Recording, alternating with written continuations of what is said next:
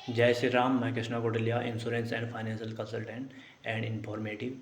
आज मैं एलआईसी में जो ई नेच लगाया जाता है उसकी प्रोसेस को बताऊंगा, क्योंकि जो हमारे साथी ऐसे एजेंट्स हैं उनके डिमांड्स पे मैं आज ये बना रहा हूँ कि जो हम ऑटो डेबिट करवाते थे उसमें जो दिक्कत आती थी, तो अब जो ऑनलाइन ई नेच आ चुका है तो उसकी क्या प्रोसेस है वो जानेंगे। अब चलते हैं अपने वाली स्क्रीन पे, मैं स्टेप बाय स्टेप आपको दिखाता हुआ चलूँगा। स्क्रीन में ई नेच की प्रोसेस दिखा पाना मेरे लिए अभी मुश्किल हो रहा है, क्योंकि मेरे पास कोई ऐसी डिटेल्स नहीं है जिस पॉलिसी में ई नेच होना है, क्योंकि सभी में पहले से ही ई नेच है या नेच जिनमें लगा भी है तो वो सक्सेसफुल है। इसलिए मैं आपको ऐसे ही दिखाने की कोशिश करूँगा। सबसे पहले तो हम ये नेच को समझ लें कि ये है क्या।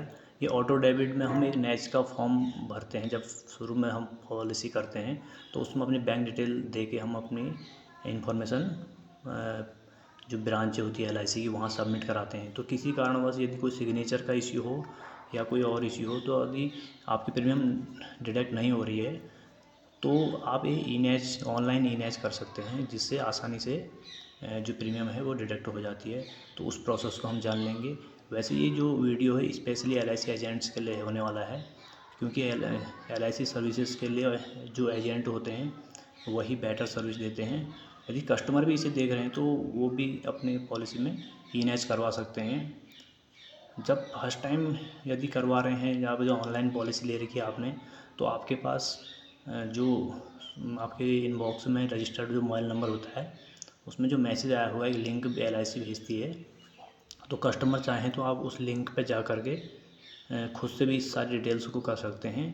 यदि आपका नेच अनसक्सेसफुल हो गया है, यानी कि विफल हो चुका है, तो आप उसको नेक्स्ट टाइम जो है ऑनलाइन ई नेच अपने माध्यम से स्वतः भी कर सकते हैं। तो डिटेल्स के लिए आप इसे देखें। सबसे पहले आपने किसी भी ब्राउज़र में एलआईसी ई नेच या ई नेच मैंडेट ऑनलाइन ई नेच मैंडेट खोलना है। उसके बाद जो एलआईसी की ऑफिशियल वेबसाइट आएगी उस पर आपने क्लिक करना है। उसमें एलआईसी ई नेच का फिर आपको सामने एक पेज खुलेगा।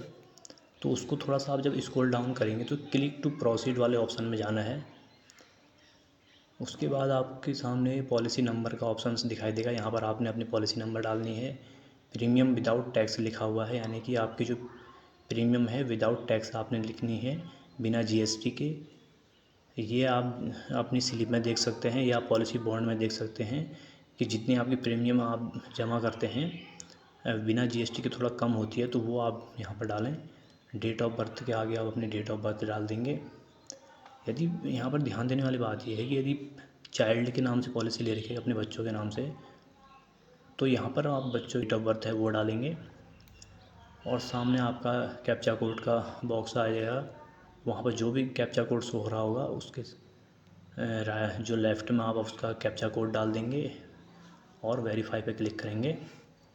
उसके बाद अपनी ईमेल आईडी और मोबाइल नंबर डालना है, या आप यदि शो हो रहा है तो आपने चेक कर लेना है, नहीं तो आपने इसे डालना होगा। आपने उसके बाद बैंक सेलेक्ट कर लेंगे। यदि बैंक वहाँ पर सेलेक्ट नहीं है तो आप बैंक सेलेक्ट कर लेंगे, अपना बैंक जो भी है उसे डाल देंगे। सेविंग और करंट वाले ऑप्शन में जाएंगे। देखिए सेविंग अकाउंट है तो आपका फिर आपने अकाउंट नंबर लिखना है, उसको री एंटर भी करना है। ये पहले से ही यदि दिया हुआ है वहाँ पे तो आप उसे चेक कर सकते हैं कि वो सही है नहीं। तो as per bank name, bank में जो आपका नाम है वो आप डाल देंगे। फिर उसके बाद आपने सेंड ओटीपी वाले ऑप्शन में जाना है। तो इन जो भी आपके रजिस्टर्ड मोबाइल में ओटीपी आएगा उसे आपने एंटर करके प्रोसीड वाले ऑप्शन में जाएंगे। उसके बाद वेरिफिकेशन, यानी कि जो भी आपने डिटेल अभी तक दी हैं वो सही है या नहीं, उसे क्रॉस चेक करने के लिए ये ऑप्शन आएगा आपके पास, नेट बैंकिंग और डेबिट कार्ड।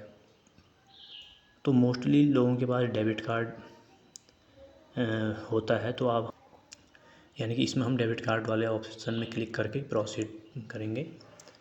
आप जो नेक्स्ट में आपको दिखाई देगा,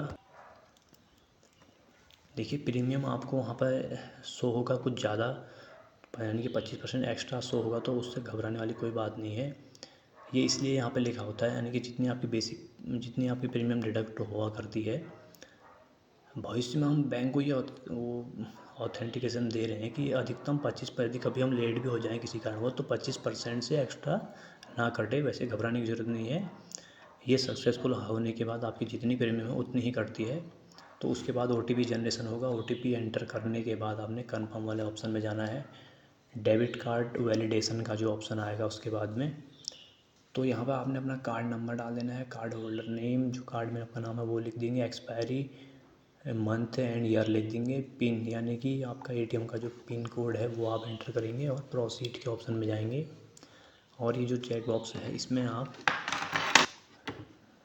इस तरीके से राइट क्लिक करके एक्सेप्ट वाले ऑप्शन में जाएंगे। उसके बाद आपका ई मैंडेट ऑप्शन आएगा, यहाँ पे राइट का निशान आएगा, मैंडेट ऑथेंटिकेशन सक्सेसफुल आएगा, इसे आपने एक्सेप्ट पे क्लिक करना है। उसके बाद क्लिक हेयर जब करेंगे तो आपको फाइनल मेन्यू में सक्सेसफुल का मैसेज दिखेगा। यहाँ पर ध्यान देने वाली बात यह है, जब आप बैंक डिटेल्स डालेंगे तो आपने 10 मिनट के अंदर अंदर वो डिटेल्स डालनी है। जब भी ये आप प्रोसेस करें सबसे पहले अपनी सारी डिटेल्स एक जगह आप लिख लें, जिससे आपको आगे कोई परेशानी ना हो। और बहुत ही सेफ़ है, तो इस तरीके से आप इससे कर सकते हैं। तो आई होप कि आपको वीडियो पसंद आया होगा। सपोर्ट के लिए आप लाइक करें, कमेंट करें, और ऐसे ही और भी साथियों के पास आप इसे भेज सकते हैं, जिससे उन्हें भी आसानी से अपने अकाउंट होल्डर को या अपने पॉलिसी होल्डर्स को जो ई-NACH प्रोसेस है उसको कराने में सहायता मिले।